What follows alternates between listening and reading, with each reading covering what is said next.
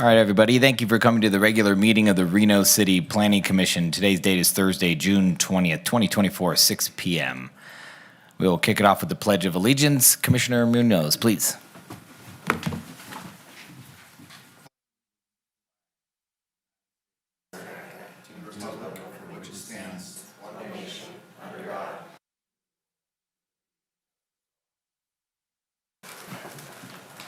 All right, Heather, item 2, roll call, please.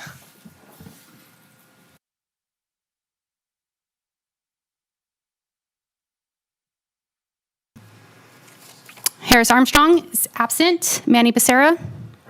Arthur Munoz. Here. Carrie Romeyer. Here. Alex Velto is absent. Sylvia Villanueva. Here. J.D. Draculich. Here. All right, we have a quorum. Thank you. All right, we'll move to item number 4, approval of minutes. Item 4.1, Reno City You Planning. missed number 3. Oh my God, number 3, thank you. Jeez, my apologies, everyone. Number 3, public comment. This item is for either public comment on any action item or for any general public comment. Members of the public may call into the meeting to provide public comment by using the Zoom link provided on the agenda, specifically https://links.reno.gov/4A1, capital F, capital E, capital N, capital Y. It should be noted for those in the audience that comments are to be addressed to the Planning Commission as a whole. Comments heard under this item will be limited to 3 minutes per person and may pertain to matters both on and off the Planning Commission agenda. Please note that the Planning Commission may not take action upon any matter not agendized for possible action on today's agenda. When you're called on for public comment, please state your name for the record and begin speaking. The timer will begin when you say your name, and you will be afforded 3 minutes. If you are an attendee in the Zoom meeting and would like to make public comment at this time, please raise your hand. Lastly, while in this room, please be respectful. Warnings will be issued by the presiding officer if there is disruptive behavior, and you will be asked to leave chambers if the behavior continues.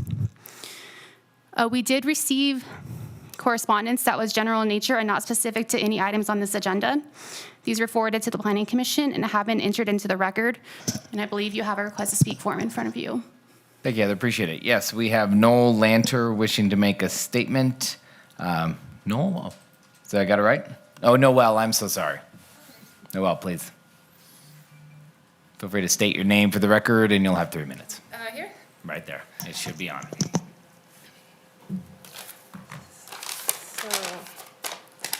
Hello, my name is Noelle Lanter. I'm a resident of 1165 Cordone Avenue. That's where the Vaughn building is just going up. That 3-story huge building. I feel like they could have put it on a different quarter, but it's right against my fence line, like 20 feet, which is huge because I'm horrified of middle schoolers, and there's going to be hundreds of them looking in my backyard every day forever. But that's not the point. What I want to bring to you guys is to update these laws in which people are notified of what's happening. We received a small blue piece of paper that got lost in all 4 of my neighbors' coupons or whatever and thrown out. The newspaper, like nobody reads the newspaper anymore, and then the sign across. And there was no intent or understanding on the scale or scope of what's going on. And so now, like, there's this huge, we never even had a chance to defend ourselves. So I want to move to ask you guys to update these laws into informing individuals on how the scale and what's going on and through a certified letter so that you know that people know what's going on. And now, not only that, but I'm hoping maybe you guys could also help us, maybe create some kind of privacy structure for us and my neighbors. My next door neighbors too, they have the pool. He's a black veteran with no legs, and his wife likes to swim naked. I don't know. So like, can we like get some, can you guys help us with the privacy structure? And last, but not least, they're starting construction at 7 a.m. And I mean, come on, 8 o'clock, right? This is not something I can put earplugs in for. This is my whole house trembling. I brought this so I could play it for you. I don't know if you want to hear it. It's really loud. I won't do it. It's like, so, I mean, can you guys do anything for me and my neighbors to help? Because they're already contacting their lawyers. So but if we can like have this conversation here and now, maybe we won't have to contact our lawyers to further extend this conversation with our privacy, our home value going down, and everything that we're going through is just pretty kind of harsh. And I don't want this to happen to you guys some more with other places that you're building. So, I mean, update the laws, and certified mail would be a great thing. Thank you. Thank you as well.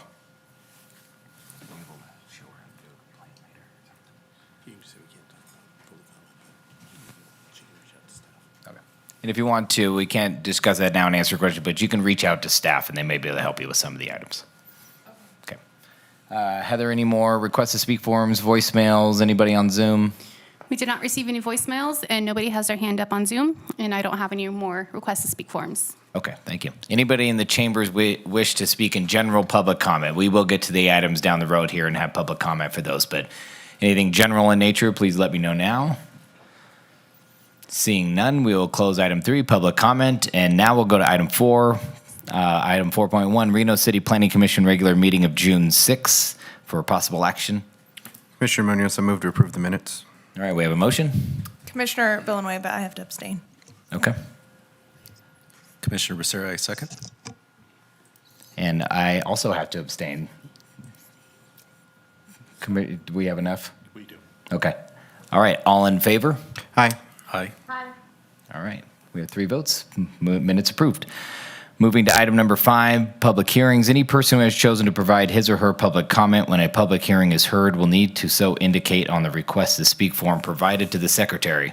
Alternatively, you may provide your comment when item 3, public comment, is heard at the beginning of this meeting. Item 5.1 has been postponed, but we do want to give people the ability to speak on this item if anybody has come. Heather, any requests to speak forms, voicemail, Zoom? Nothing for that for this item. Anybody in the chambers wishing to speak on public comment on item 5.1? All right, seeing none, we will close public comment, and that item will be postponed. Do we have a date certain? Not at this point, most likely July 17th, but we will know. We're working with the applicant to bring that back. Okay, thank you.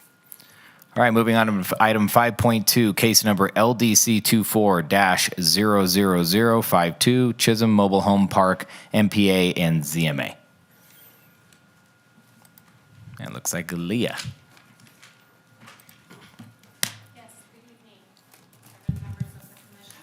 For the record, Leah Picotti, an associate planner with the City of Reno Development Services. And this evening, I am going to be presenting an application for a master plan amendment and some rezoning. So this particular request is a little bit complicated, but I'm going to break it down so that it's a bit simpler. And really what I want to point out here is that this is really just a cleanup. And what we're cleaning up here is, number one, when Chisholm Street was abandoned, it did not receive a master plan or a zoning district, so we're going to establish those today. We're going to bring some GC parcels into conformance with the master plan of mixed employment. And then we're going to correct an encroachment issue that's going on with an existing mobile home park. So we're really looking at 4 separate requests, and I'll go through each one of those in detail here.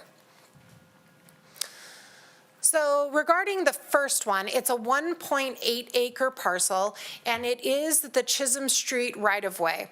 Now, this particular piece of roadway was created back when they were doing the retrack project, and this was an access road for the retrack project. After that project was completed, the city sold that roadway to the adjacent owner of the parcels to the south and eventually bought the parcels to the north as well. So pretty much all the GC parcels, that roadway, and then the GC parcels to the north and that industrial parcel there are all owned by the same person. So again, that Chisholm Street was abandoned in 2020. It was never assigned a land use designation or a zoning district. So today what they're asking us to do is to establish that zoning district of mixed employment and to establish the master plan land use designation of mixed employment. Here you can see on the left-hand side of your screen that it has no existing land use at this time, and On the right-hand side of your screen, you'll see that the property to the north already has the mixed employment land use designation, and the property to the south is suburban mixed use. The next properties that we're looking at here are these two GC segments that are over here on the end. These are the two that are not in conformance with the master plan. As you just saw, the master plan on these parcels is mixed employment. You guys have seen this before. General commercial is not one of the zoning districts that is in conformance with that. So we're going to change them to mixed employment, and I know it's a little bit confusing, but it's a mixed employment zoning district and a mixed employment land use designation. So we want to change them to mixed employment within the mixed employment land use designation. We couldn't have made that more confusing, right? Here, this next parcel is industrial. It's 1.56 acres. The applicant is requesting essentially to downzone this from industrial to mixed employment, and that's really just for continuity throughout the site so that the whole site ends up with that mixed employment designation. The final one here is, this is to resolve an encroachment issue. That existing mobile home park that you see in yellow there is encroaching onto the GC parcel. The applicant has applied for a boundary line adjustment, which you can see right here, sort of that flag-shaped piece there in the middle. And so once that boundary line adjustment is completed, the encroachment will be resolved, but they'll end up with a weird strip of GC, so you'll have split zoning on that parcel. And what they're asking for is just to rezone that from GC to multifamily so that that parcel ends up with one zoning district at the end. So here you can see what the existing zoning is like right now on the left-hand side and the proposed zoning on the right-hand side. So as you can see, Chisholm Street would become mixed employment, and all of those properties to the north would also become mixed employment. I do have a summary of uses and development standards that kind of compare that GC zoning district to the industrial and the industrial to the mixed employment. These were provided in your staff report. I'm happy to go over them with you if you like, but at the moment I'll skip past them just in the interest of time. Master plan amendment findings are on the board. Staff has reviewed these and found it to be the request to be in conformance with all of these findings. Here's the zoning map amendment findings. Again, staff reviewed these and found it to be in conformance. Therefore, staff is recommending approval. We are recommending that the City Council, we are recommending that the Planning Commission adopt the master plan amendment by resolution and recommend that the City Council approve the master plan and zoning map amendments, of course, subject to conformance by the Regional Planning Commission. That concludes my presentation. I'm available for questions, and the applicant also has a presentation. Thank you. Thank you, Leah. All right, looks like we'll get a presentation from the applicant's representative.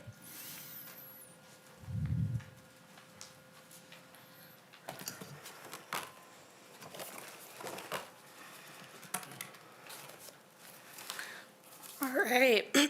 Good evening, Commissioners. For the record, Aubrey Powell, an Associate Attorney with Louis Roca, here today representing the applicant on the zoning map amendment requests and this master plan amendment request. Obviously, we just saw Leah's presentation, so I don't want to spend too much time going over the technical details that you've just heard. So I'll try to breeze through that and spend most of my time just talking on the merits of the request and why it conforms to the master plan. Like Leah said, this is primarily just a cleanup operation here. It seemed like when we got started, we continued to find more and more opportunities for cleanup, and so we thought we'd come here with all of them at once and get this done in one fell swoop. So just to situate us, we're talking about the corner of West 2nd Street as it turns into Dickerson Road. This is where the Elm Estate is, which is owned by the applicant, and the River West Mobile Home Park, also owned by the applicant. So like Leah said, we just have these two general commercial parcels to the north of Chisholm Street, just south of the railroad, and 4th Street. Does not conform to the master plan designation of mixed employment. I know that's a goal that's been identified by staff to start bringing parcels into conformance, and we have that opportunity here. Pretty simple request for that one. When we first started talking about this application, we met with staff multiple times to try to determine one, their support for this, but also the best zoning district to choose to bring this into conformance. So I've provided the list of those conforming base zoning districts for mixed employment. As you can see, we were pretty limited on what we could choose because industrial and industrial commercial are limited to properties that are already existing with that zoning. And then pretty much all the others really just didn't make sense for this particular, or these particular parcels. And so we landed on mixed employment. It seemed to be not only the best fit, but really the perfect fit. And I just pulled this little blurb from the staff report representing that this zone change from GC to ME is consistent and compatible with the existing land uses in the immediate vicinity, and that the ME zoning district makes the most sense. So then we get to this industrial parcel, and really, like Leah said, this is a down zoning, but concurrently with this application, we also submitted some boundary line adjustment requests, and with boundary lines changing, it became very clear that consistency was really important here because we could end up with another split zoned parcel, which is what we're trying to actually get away from. So for cleanup purposes, we thought, let's just go mixed employment. It doesn't change any future development plans for this parcel. The development standards are pretty similar. So we did that to make our lives simple and the staff's life simple, and to avoid potentially running into a situation down the road where we're back at a split zoned parcel and we're standing here in front of you guys trying to rezone again. So I figured there would be questions about, because it's mentioned in the staff report, the development plans for 2 of these northern parcels. There has been a site plan review already approved. The first one is for phase 1, which is a 163 mini storage facility. And that's on the parcel that's going from industrial to mixed employment. And that is permitted by right in both those zones, so the zone change doesn't change anything as far as that approval goes. There will be some additional use-specific standards, but we've already met with staff and we have no issue meeting those standards. And then the parcel to the west of that, we have been approved to develop additional overflow parking for the Elm Estate for an additional 36 spots. We intend to meet all the, minimum landscaping standards and everything for that parcel as well. And then we get to this former public roadway, Chisholm Street, which we now just kind of refer to it as a private access driveway. Like Leah said, when this was sold, it did not end up with a master plan land use designation or a zoning district, something we discovered as we started working through this history of the property. And so with conversations with staff, we determined that mixed employment made the most sense here because it is consistent with those adjacent properties to the north. And now that this is no longer a roadway, it's a proper parcel, it needs to be zoned appropriately. My understanding is that through the master plan amendment, it will be reviewed by the Regional Planning Commission, and right now they haven't identified any conformance issues. And then the last one, this is our cleanup of the encroachments. In the yellow there, we have the River West Mobile Home Park, and in the red is the Elm Estate parcel.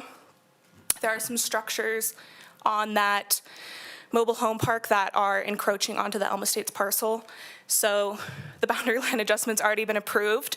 And like Leah said, we don't want to end up with another split zoned parcel, so we just need to rezone that small little portion from GC to MF21. And then I just pulled these maps, but you've already seen these. Kind of the last item is the merits to this application and why it conforms with the master plan. So because of the master plan amendment, we did host a neighborhood meeting earlier this month. And I think we sent out like 300 plus notices. Not many people showed up, but those that did show up, there was this consistent sentiment I felt from the neighbors of appreciation for the applicant for what she's done for this little corner of West 2nd Street. She's not only preserved this historic Chisholm house and the mobile home park next door, which I didn't know it had its own 100-year history, but she's kind of breathed new life into this little corner here, and the neighbors are very appreciative of that. And there was certainly support for her taking these kind of vacant undeveloped parcels to the north and doing something else with them. So it's enhancing the aesthetics of the community, which from what I could hear from those who did attend, that was very appreciated by all the neighbors and the business owners. And I know for the applicant, this has been a labor of love for her for the last decade. She's invested millions of dollars, but also her time and her energy with the help of her family to redevelop these parcels into something really beautiful to look at. And she just wants to continue that effort now with these northern vacant parcels. And that's that. I'm here for questions. Thank you, Aubrey. Appreciate it. I will now go to the commissioners for disclosures. Commissioner Villanueva, please. No disclosures. Commissioner Munoz, I'm familiar with the site. Commissioner Becerra, I am familiar with the site, and I did speak with the applicant's representative. Commissioner Rohrmeyer? Commissioner Rohrmeyer, yes, familiar with the site, and we spoke with the applicant's rep. Commissioner Draculich, same disclosures. Chair, I actually forgot to mention, I am familiar with the site. I should have said that. I apologize. Thanks. Thank you. All right, we will now open it up for public comment. Heather, any requests to speak forums, Zooms, voicemails? No correspondence, voicemails, or request to speak forms for this item. Great. Anybody in the chambers wish to speak on this item? Seeing none, we will close public comment and go to the commissioners for questions of the staff or applicant. Commissioner Munoz, I'll start. Leah, could you step up real quick? So obviously there's a lot to this. Can you just give us a quick 30-second breakdown of exactly what we are motioning for here, please?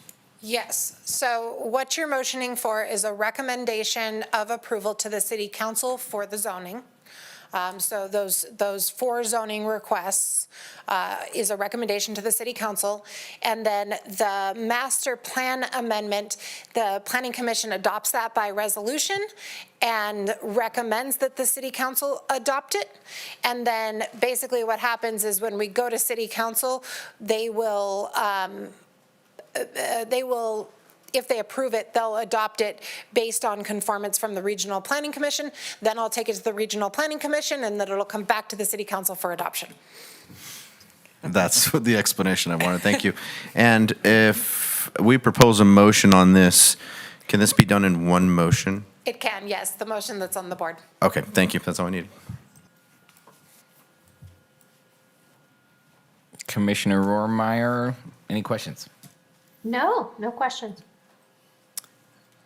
I'm ready to make a motion. Please Chair. do, Commissioner Becerra. Based on compliance with the applicable findings, I move to adopt the master plan amendment by resolution and recommend the city council approve the master plan and zoning map amendments, subject to conformance review by the Regional Planning Commission. Excellent. We have a motion. Commissioner Munoz, I will second. I'm just going to add in the case number just for the sake of paperwork. Case number LDC 24-00052, Chisholm Mobile Home Park, MPA and ZMA. Okay, thank you. We have a motion and a second. Any discussion? Seeing none, all in favor? Aye. Aye. Any opposed? Hearing none, motion passes 5-0. Good luck with your project. All right.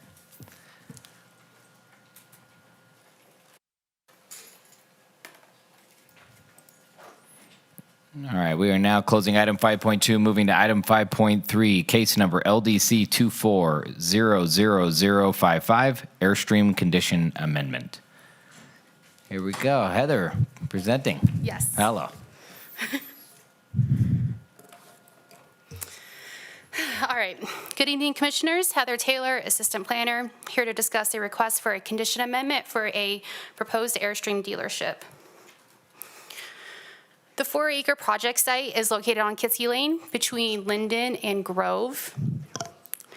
In April 2022, the site was approved for a conditional use permit to establish an auto dealership.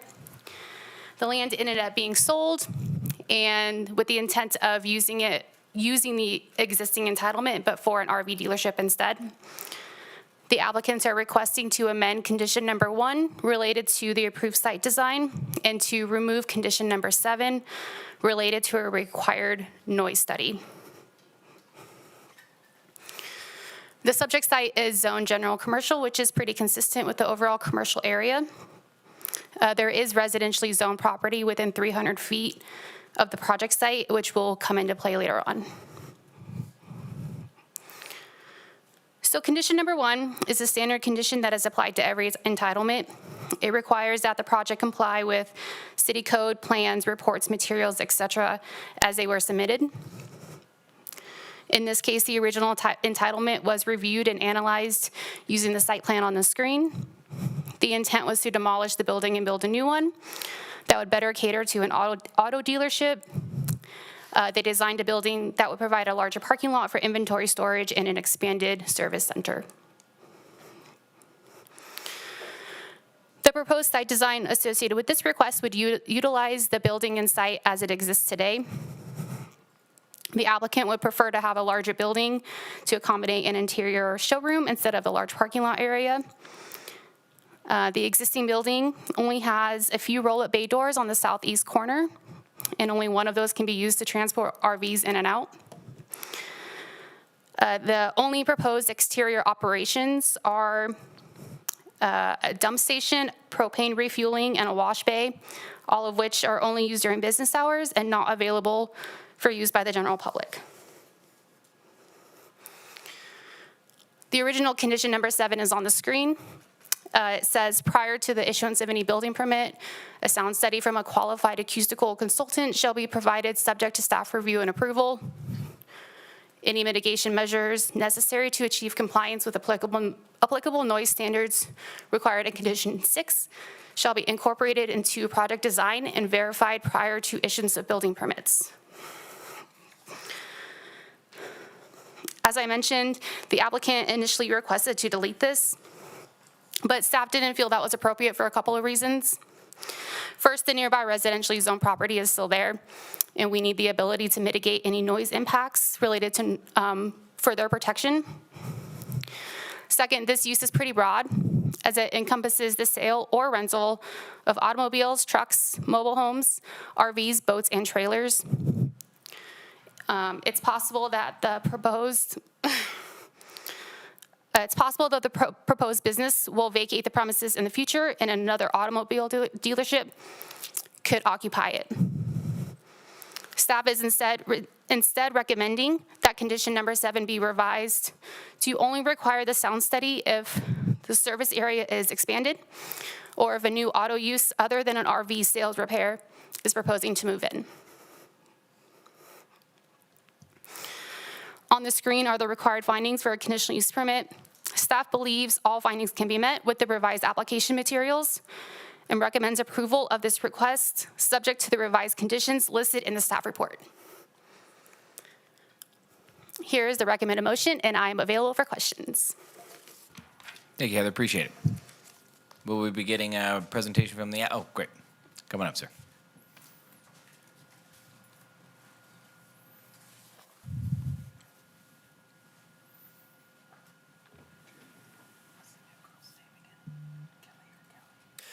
Good evening. My name is Connor Riddle with Camphor Kroll, and I'm here on behalf of Lithia Real Estate, who is the property owner and applicant. And before you tonight is a conditional use permit amendment for an Airstream dealership. So a little bit of background of the location. It's located at 2580 Kitski Lane. It's about on 4.25 acres, and currently there is a vacant 25,000 square foot commercial building. It used to be an old furniture store. Here's kind of a broad view of the location. You can see it is west of the airport, just south, a few blocks south of Plum Lane. The facility will operate from Tuesday to Saturday from 9 a.m. to 5 p.m. and will have approximately 20 employees. Looking at the surrounding land use and zoning designations, this is a very auto use centric location. Nearly all of the surrounding uses are auto-oriented, besides a used bookstore on the east side. As you can see, there are dealerships on the north and south side, caddy quarter on the southwest, and then car wash and other auto repair services surrounding it. The land use designations are suburban mixed use in the surrounding areas, along with the zoning is general commercial, except for some neighborhood commercial on the southeast side. So this is to amend the conditional use permit approved on April 20th of 2022. The applicant of that was FA Acquisitions 3, and as Ms. Taylor mentioned, the property has been sold to Lithia. This approval from the conditional use permit allowed auto dealership and auto service center use, in addition to a non-residential development over 1 acre within 300 feet of residential zoning. The original plans included a reduction to 51,840 square feet, building a car wash tunnel and renovating the full exterior portion of the building. Concurrent with that application and approved on April 20th of 2022 was also a major deviation to exceed the 100,000 lumens per acre site lighting by less than 50%. These are some of the approved conditions from that conditional use permit that are of substance tonight. First was just simply to comply with all the applicable city codes, plans, reports, materials as submitted. And second was that that sound study that was required. So our request is to amend condition 1 with these new plans and for the RV dealership and no longer build the car wash nor renovate the building's exterior. Additionally, we originally asked to dismiss condition 7 because we didn't find the noise impacts to be far less substantial compared to an auto dealership, which would have direct access to bays and also have a more extensive work being done to the cars.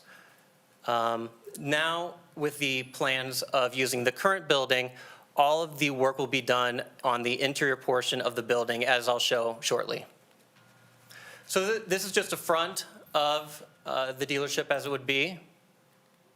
And then here we can see the location of the service shops.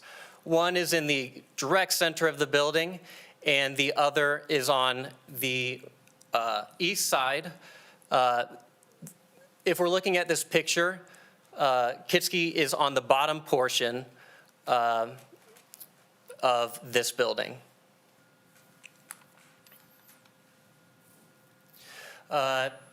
So parking-wise, there is a reduction of about almost 40 spaces, but as we can see, this is largely inventory parking that we're taking away from. In fact, employee parking will be staying the same, and service parking will see an addition to 5 spaces, and customer parking will see an addition to 33 spaces. Here is a view of the landscaping at the site in compliance with Reno landscaping standards. And then, as Ms. Taylor mentioned, we have worked with staff to, with this proposed condition 7, whereby it would not be dismissed, but it would be amended so that way all work has to be done within those indoor service areas. And then if anything were to change in the future requiring for auto use, then it would require a sound study. Thank you. Thank you as well. Appreciate it. We'll now go to the commissioners for disclosures. Commissioner Rohrmeyer, please.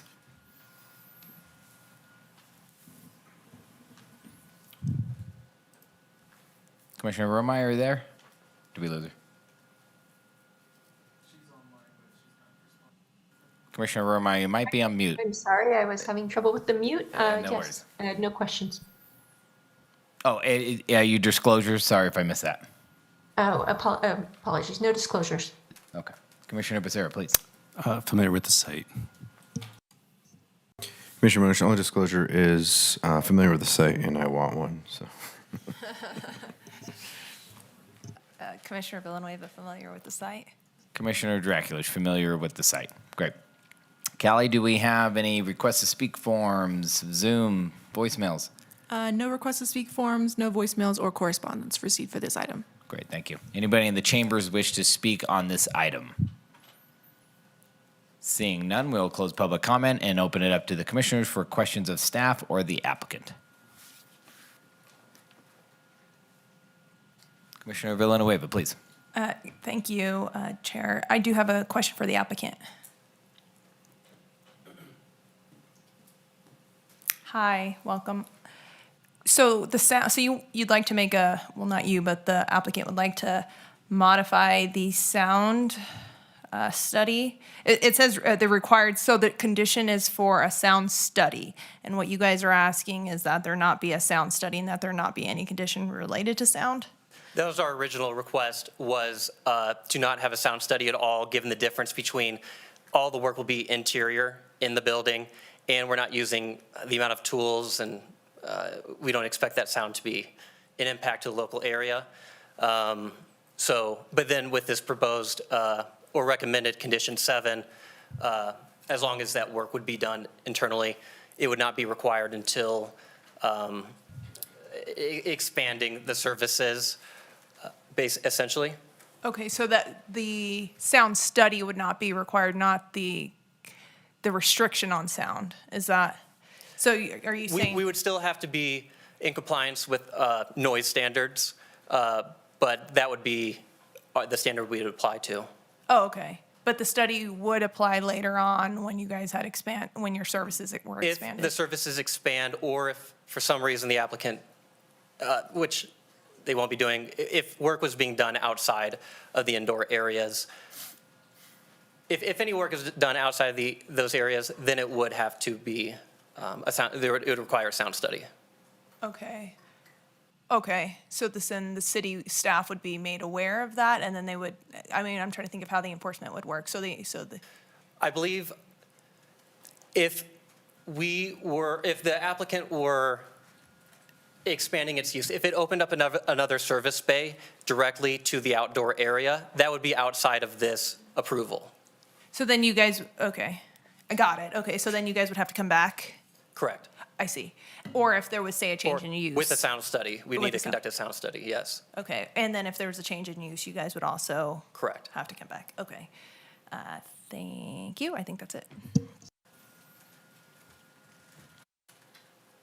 Mike, did you have something you need to add? Sure. Mike Riley, Plan Manager, just to provide some clarification.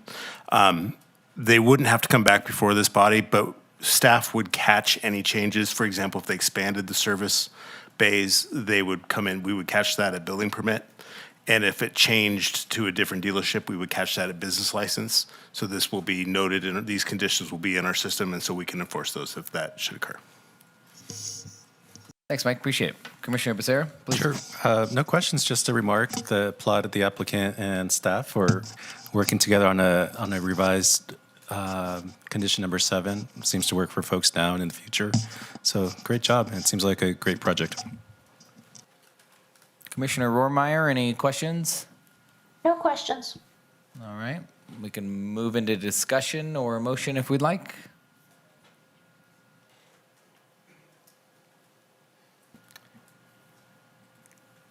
No, go for it. I don't have anything to say, and I don't think there's any.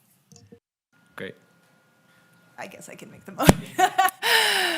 Based upon compliance with the applicable findings, I move to approve the modification of LDC 21-00071, subject to the revised conditions listed in the staff report. Commissioner Becerra, second. We have a motion and a second, but we need to add in the case number LDC 24-00055. Mike caught me there.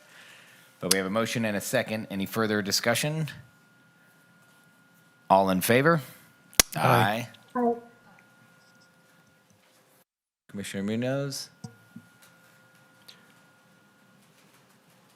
Which case number did you add in? I thought I did the one we're on now, LDC 00055. That's correct. So this is a new case number to amend a previously approved case For number. the LDC 00071. Correct. Okay, that's where I was getting confused. Good catch. Yes. Okay, so we have 5 yay votes. It passes unanimously. Thank you. Thank you, Heather. Good job. Yeah.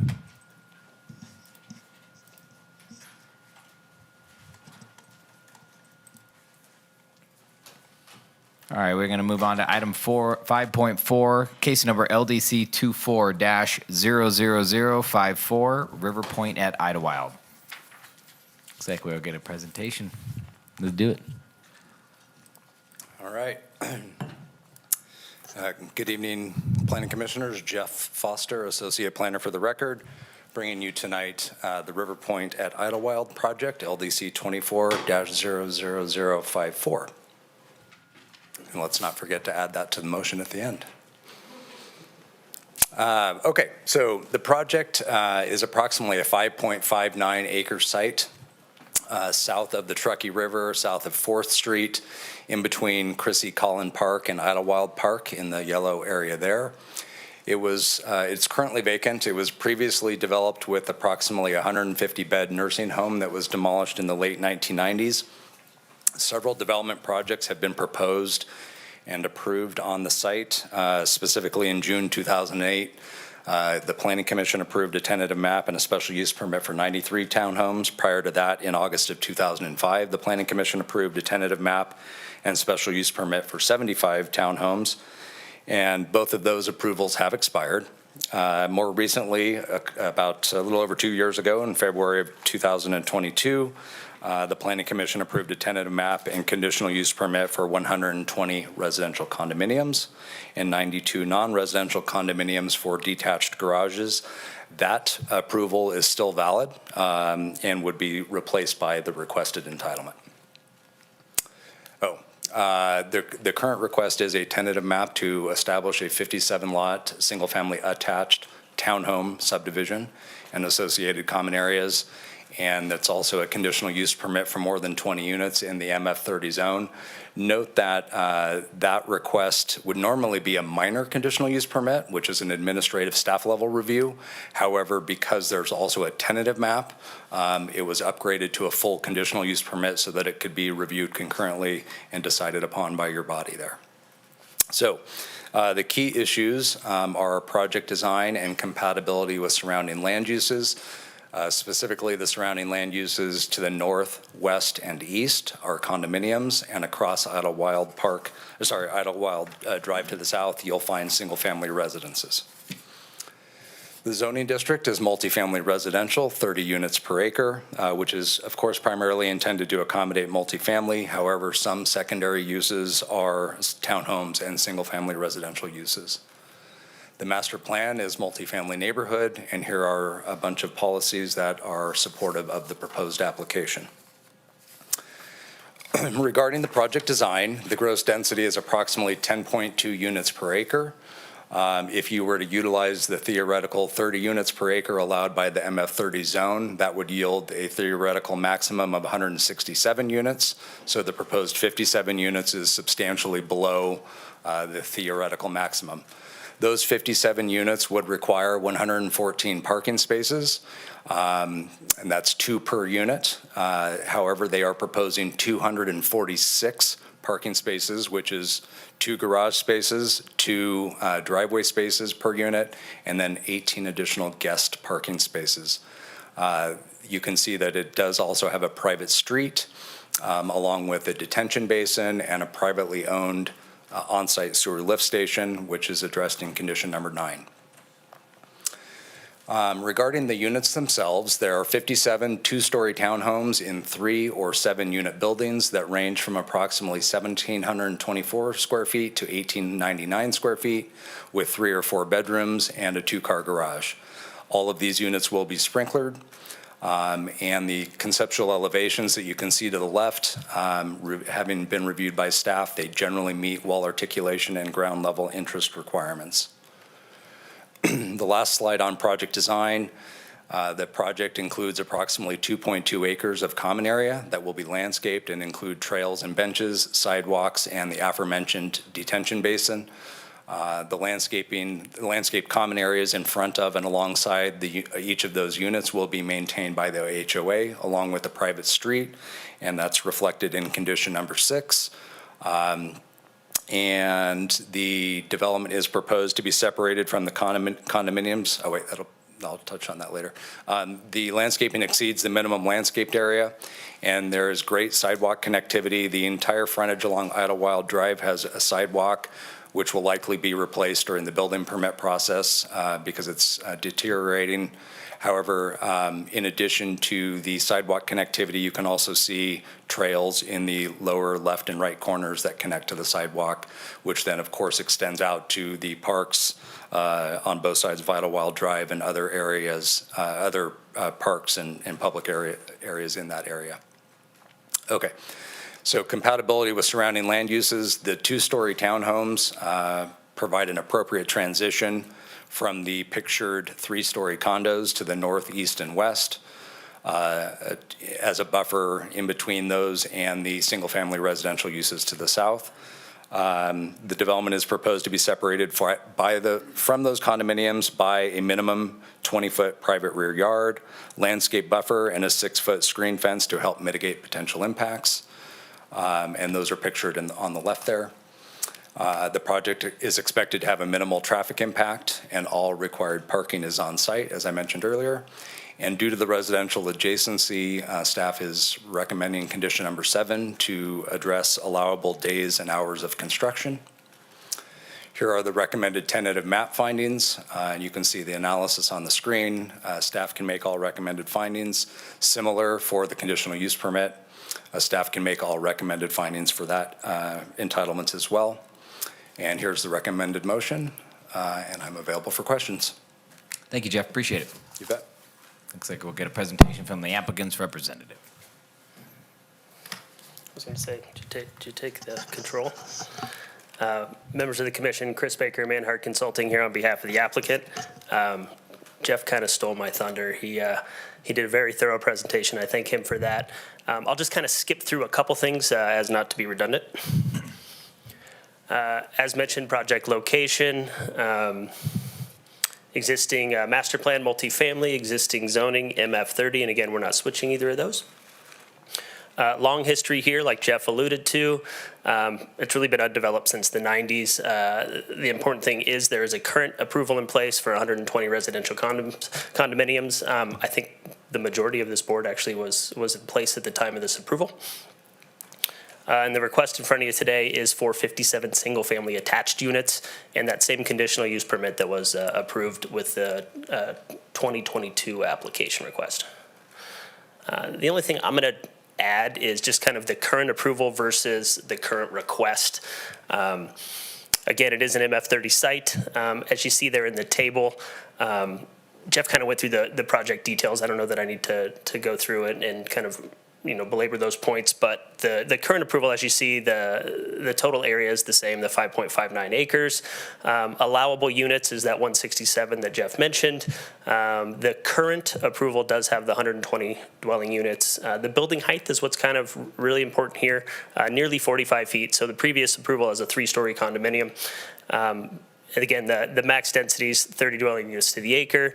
The proposed density of the current approval was over 21 dwelling units to the acre, and that open space obviously was a little bit less. So when you compare that to what we're bringing forward to today, we're going from 3 stories to 2 stories.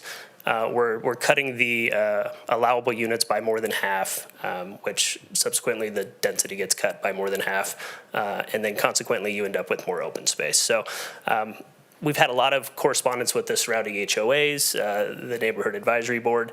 We did the application that was the current approval. Overall, everyone's really pleased. Again, this is the definition of true infill. It's got a long history. There's a bunch of infrastructure in the ground that needs to be kind of removed and replaced. And again, overall, we agree with staff's recommendation for approval, and we're here to answer any questions you may have. Thank you. Thank you, Chris. Appreciate it. Sure. Go to commissioners for disclosures. Commissioner Becerra, please. Sure. I'm familiar with the site, run by it quite often, spoke with the applicant's representative, and reviewed material. Commissioner Munoz, please. Commissioner Mooney is familiar with the site. I spoke briefly with the applicant's representative, and I was a yes vote on the original project in 2022. Commissioner Villanueva, I am familiar with the site. I was here for the presentation in 2022, and I don't remember how I voted, but I believe I was a yes. Thanks. Commissioner Rohrmeyer. I'm familiar with the site and no other disclosures.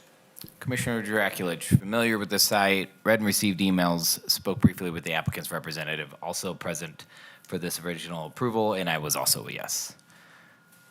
All right, with that said, we'll open up for public comment. I do have a request to speak form. Looks like Michael Gay would like to make a statement in favor. Michael, state your name for the record, and you'll have 3 minutes. All right, for the record, my name is Michael Gay. Good evening, members of the Reno Planning Commission. I'm here to address concerns regarding the proposed River Point development and its impact on the community, particular items of traffic and safety. I want to acknowledge the positives of adding additional housing to the area. It is undeniably that we need more housing options and accommodations for our community to grow. Projects like the River Point community can bring significant benefits, including economic growth and increased diversity in the community. However, I'm deeply concerned about the current speed of traffic and the additional traffic that this development will bring. The stretch between Swope Middle School and Idlewild Park, which the development is in the middle of, is already problematic.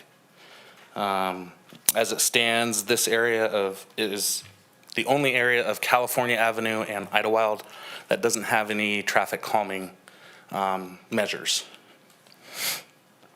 To mitigate these concerns, I propose the installation of speed bumps along this corridor. Implementing these traffic calming measures would significantly reduce the speeding, making our streets safer for pedestrians and cyclists. It would also help to manage the increased traffic flow from the River Point development that it will bring, ensuring that our community remains safe and livable. I just urge the Planning Commission to consider these measures as a necessary complement of the River Point development. By doing so, we can balance the need for new housing with the need for maintaining a safe and quality life for our current residents. That's all. Thank you. Thank you so much, Michael. Appreciate it. Any voicemails? People on Zoom? We did receive correspondence for this item that has been forwarded to the Planning Commission. It has been entered into the record. We do have 2 voicemails to play as well. Please.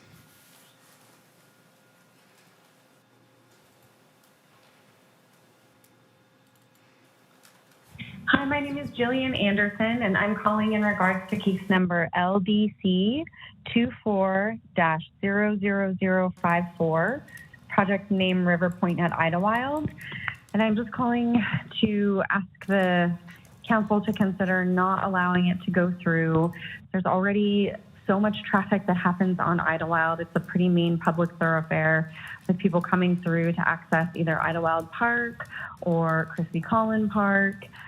We live in that neighborhood, and I believe that even 57 more units would make a really big difference and a negative impact on the neighborhood, and as well as just like access point. So as far as moving forward with the project, we would ask that it not be allowed to move forward.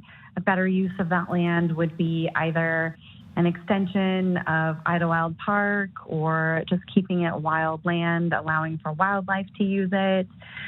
There's been many planning projects that have been planned there that have not been able to go through because it's on like what appears to be a sinkhole, meaning that there's a potential for causing sewage problems. The sewage would have to be piped uphill.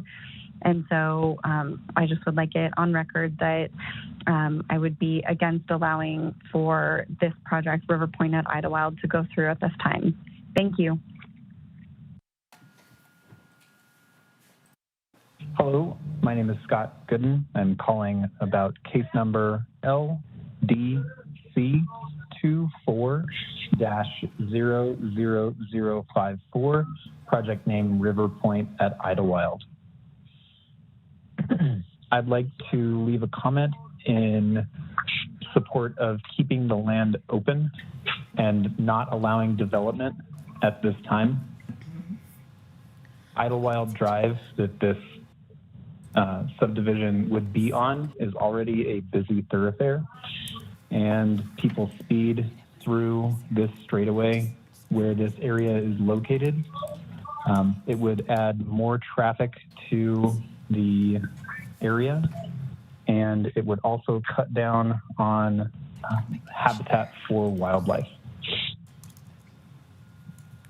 Again, would like to support leaving this space open, perhaps turning it into a park or open space or urban preserve. But I do not support Toll Brothers building River Point at Idlewild at this location due to the impact on wildlife and the impact on the pressure for the surrounding neighborhood. There are already two multifamily apartment and condo complexes that surround this area, and we feel the pressure of that already. Having an additional 50 plus units would add far more pressure than the road was designed to use or can handle safely. Thank you.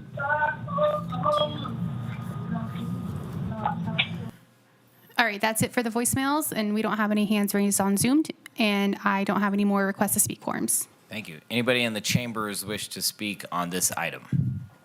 I'm so sorry. We do have a hand raised on Zoom now. Oh, okay. Let him in. Hi, can you hear me? Yes, we can. Go ahead and state your name, and you'll have 3 minutes. Hi, my name is Regan Fitzpatrick, and I had submitted a public comment, and I just wanted to make sure that it was going to be reviewed by all parties that will be making this decision. It was submitted to the record. Okay, thank you very much. I appreciate it. You're welcome. All right, good over there? All right. Anybody in the chambers wish to speak on this item? Seeing none, we'll close public comment and go to the commissioners for questions of staff or the applicant. Commissioner Munoz, please. Thank you. I don't have any questions. I'm familiar with the project and what's going on here, and I just want to make it clear for the record that if we were to vote this down today, they can still, the property owners can still move forward with a project that is 110 more units than they're proposing today. So for me, I'm kind of on the fence here because we do need more housing, and 110 unit decrease is huge, absolutely huge. But for everybody with concerns about traffic, about everything that's going into this project, by us not voting yes on this project, from what they're stating already is way, way worse than what they're getting if we do approve this. So I just want that on the record. Sure. I remember this original application and definitely satisfied with the amount of units we were going to see, which I know some of us like to see that in the appropriate places, but also it was a balancing act with how much it may impact the neighbors and the traffic, and that I know that road well. It's not wide, and I get that.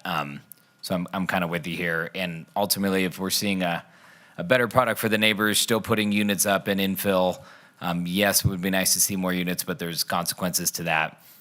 Also, you have to understand sometimes with my realtor eyes, maybe that product wasn't best fit for the market in general, and maybe this is a better product for Southwest Reno, which does kind of come off a little bit like a more attractive product and kind of a longer term aesthetic. So those are my thoughts as well. So we didn't mean to switch into discussion too fast, but wanted to piggyback you there. Commissioner Becerra? Sure. Thanks for that context, Chair and Commissioner Muniz. I do have a question maybe for Mr. Baker. Yeah, let's do it. Nothing too hard. Just maybe added context to what my fellow commissioners here were talking about is what's different about it now as opposed to before? Like, are we going to maybe see another request a year from now revising this one yet again, or is this one kind of set up for success this time around? Chris Baker, Banhart Consulting, here on behalf of the applicant for the record. It's different than everything to date, right? So there was obviously a 150 unit facility, a nursing facility in the 90s. Everything since has been 90 plus units, high density, more in line with the MF30 designation. As the chair indicated, with that you get some of the increase in negative impacts. And the product that is currently approved on there, 120 units, again, it is a for sale product, but it does resemble from the street view, it would resemble more of an apartment complex. So what this does is not only does it decrease the overall density, but it does provide that true transition from the single family to the south to the multifamily to the north. And frankly, I think it blends a little bit more with the community long term, not just decreasing impacts, but I think this is suited more for success, mainly because it's different than anything that's been proposed since the 90s. Okay, thanks, Mr. Baker. Do you have one follow-up for Jeff, if I may? And just as we were right on that, so 63 units is our shift. Yeah. Hey, Jeff. This is more about the traffic and just the public comment we received. Is this the platform or channel by which the public make requests or share their concerns about not just the traffic, but having us consider speed bumps or calming traffic solutions, or is there another solution that they should take? Because I want to make sure that folks have the right information. If it's not us, it's another platform or avenue for them to take. Sure.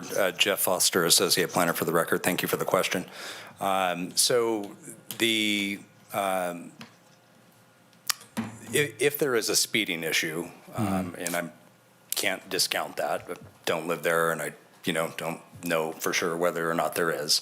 But that would be a larger city issue to be looked at.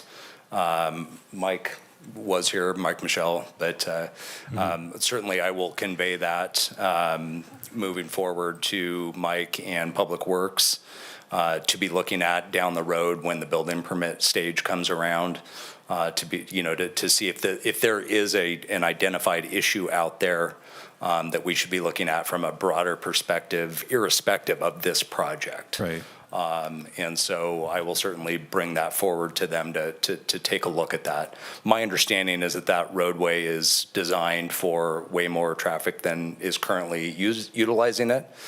Doesn't mean that there isn't speeding going on, but in terms of a capacity framework, it certainly has more than ample capacity to accommodate this project. Also recognizing, of course, as we've heard earlier, this project is a significantly reduced scale in comparison with what has already been approved. And so if anything, the impact will be reduced, correct, in terms of traffic and whatnot on that road network there. So again, I will certainly, I heard those comments both in the voicemails and in the written comments that have been submitted, and we will bring that forward. This specific project did not generate or does not generate enough traffic to require a full traffic entry and access study or a full-blown traffic report. And so we didn't have the opportunity through this project to kind of dive deeper into those issues because of the magnitude of the project being relatively minimal. So does that help out there? Yeah, it absolutely does. It's not just for, I think, my edification, but maybe for the public, so they have a way to move forward on those concerns and what to anticipate in the future. Because I do agree that this project is under capacity as far as anticipated traffic. It seems like a good project this time around. And I do agree with you that this is a larger issue. Whether it's a few cars or thousands of cars, I think my personal experience in general, and I grew up here in Reno my whole life, is that traffic is bananas these days, like wherever you go, right? It could be one car that's speeding and that's all it takes to cause issues. So I appreciate you taking this up a little later. Of course. Commissioner Villanueva, please. Thanks. Yeah, stay up there. I'm actually I did want an answer. Where is it that the public should lodge any concerns that they have? Like, is there a forum, or do they need to file a complaint somewhere, or where do they go for that? They could certainly contact Public Works directly. However, in the context of this particular project, they can certainly, continue to email me through as the planner on the project, and I can forward that to the engineer on the project, as well as Public Works, who already reviewed the project, but maybe not in the context of adding speed bumps to the street there. So yeah, they can continue to email me and/or contact Public Works directly. Okay, sounds good. Right, that would save them from having to, because speeding, that is kind of a law enforcement issue, but that's not where they should lodge any complaints, right? Certainly speeding as well, they could contact RPD, but in terms of kind of addressing more of in a holistic way, if this is a identified speed area, Public Works could look at measures that might mitigate those. I also I think it's worth pointing out that sometimes there are unintended consequences, and when you consider adding speed humps and things, that then has the potential to have ramifications in terms of emergency response times and things like that. So it's not just a one-size-fits-all solution. RFD, Reno Fire, needs to look at it in the context of access and whatnot too. So, but that combination of Public Works and RFD and whatnot could all look at that, if it's brought to them and addressed as a concern. Okay, and then I would just also point out for the public, if they do continue to have concerns, they can continue to show up to these meetings, and I think if you do that enough, eventually you're going to get the attention of some people. So, thank you. Commissioner Rohrmeyer, didn't want you to think we forgot about you. No questions for the applicant. Okay, great. Commissioner Munoz, please. Yeah, one last thing. To also report these things, you can call Reno Direct. So if you get on Reno, just Google Reno Direct, and that'll take you to the city website. They'll give you some phone numbers and stuff to address stuff like this. Thank you. If there's no other questions, we can move into discussion or entertain a motion. Commissioner Villanueva, I can make a motion. Let me do the case number first. Commissioner Villanueva, I'd like to provide this motion for LDC 24-00054. Based upon compliance with the applicable findings, I move to approve the tentative map and conditional use permit subject to the conditions listed in the staff report. All right, we have a motion. Commissioner Munoz, I second. Motion and a second. Any further discussion? All right, we'll go to a vote. All in favor? Aye. All right, motion passes 5-0. Good luck. Get that thing going. I've lived around that my whole life. Build there.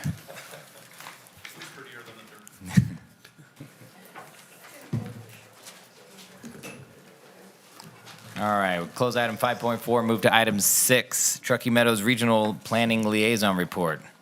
Who's my soul? Happy to give a quick. Yep. Please do, Commissioner Becerra. Yeah, Commissioner Becerra. Let's see. Always a lively report. A few things discussed, but where it relates to Reno is that we did discuss the White Lake Parkway that came before us not too long ago, and it was supported or passed there as well. So just want to report back on that. And that's it. Our next meeting is next week at City of Sparks Council Chambers because of the Reno Rodeo. Cool, thank you. All right, moving on to item 7, staff announcements. Just a couple quick announcements, just to fill you in. The Riverside Specific Plan District that you heard, I believe it was back in the end of May, that was approved by council at their last meeting, as was the Valley View Estates Planned Unit Development, which you heard quite a while back. The applicant then made some additional changes based on council input, and then when that went back, that was ultimately approved. Your last meeting, the NV Energy conditional use permit, we have been told by NV Energy that they do plan to file an appeal to amend the condition. As you remember, there was a condition that was in dispute between staff and NV Energy. They do plan to appeal that to City Council, although they have not formally filed one yet, but we believe that will be coming in tomorrow based on a meeting we had with them today. That's all I have. Great, thank you. Item 8, Commissioner's suggestions for future agenda items. Seeing and hearing none, we'll move to item 9, public comment. This item is for either public comment on any action item or for any general public comment. Callie, Heather, anything over there? None for this item. All right. Anybody in the chambers wish to speak on this in general public comment? Yeah, Send- this is Commissioner Sylvia. Yeah. Oh, are we done with the public, or can I? I was just going to close it. Oh, But did you want to chime in during public comment? oh, sure, yeah. You wanna I get- mean, you have no, to go not over up there. there. No, Yeah. I don't. It's nothing like that. I'm joking. Good. Go ahead if you want. Oh no, I wasn't sure if it's Commissioner Muniz's last meeting or not, and if it is, or if we are looking into new commissioners. I was just going to encourage the public, if they're listening out there, There you go. to submit applications for any open seats. Thank you. Your 3 minutes are up. No, just joking. All right. Thank you, Commissioner Wade. Appreciate it. Closing public comment and move to item 10. I guess, do you want to answer her question? Commissioner, is this your last meeting? I spoke to Council Member Ebert, and they have some people they're speaking to, but nobody's been chosen yet. Okay. So she's asked me if I could stay on for another meeting or two until they finalize that. So you don't get rid of me yet. So Well, no one can choose anyone until it goes through the. and to be appointed, Yeah. yes, she will appoint them, and they get voted by the City Council. So yeah, so we're not there yet. It is in the works though, so you're stuck with me for a couple more meetings. Excellent. All right. Seeing nothing else, I'll take a motion for adjournment. So moved. All right. Thank y'all. Have a good night.